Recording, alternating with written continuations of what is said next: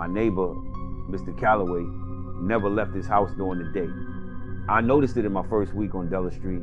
Curtains always drawn, car always in the driveway. But at night, just after midnight, when the street went quiet, I'd hear his front door open. I'd hear him walk, slow, deliberate footsteps on the gravel path around his yard, sometimes pausing just outside my fence. I told myself he was a night person, an insomniac. I told myself that for 4 months. Then in October, my cat went missing. I printed flyers, walked the neighborhood, asked everyone. When I got to Mr. Calloway's door, something made me hesitate to smell, faint and wrong, like soil, and something sweeter underneath. I knocked anyway. He answered immediately, as if he'd been standing right behind it. He was tall, older than I expected. He smiled and told me he hadn't seen any cat.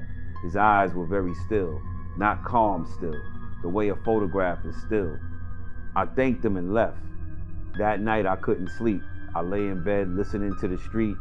Just past midnight, I heard his door, his footsteps on the gravel. They moved to the fence line, stopped. Then I heard something else. My name, spoken quietly, in my cat's voice.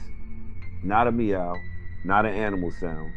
My name, in a small, broken imitation of my cat's voice, as if something had learned the sound she made when she wanted me and was using it now, standing just outside my window in the dark.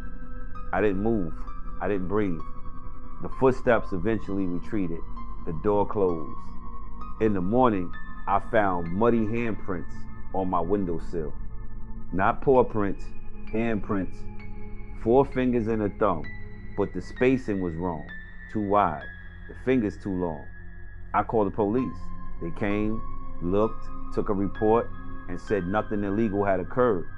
The officer, who came young, a little bored, glanced at Calloway's house and said, "That old guy, he's harmless. Been here 20 years, never a problem." I moved out 3 weeks later. I never found my cat.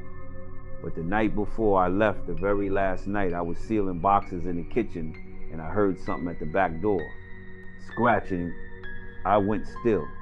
And then, in that small, ruined, almost right voice, it said my name again.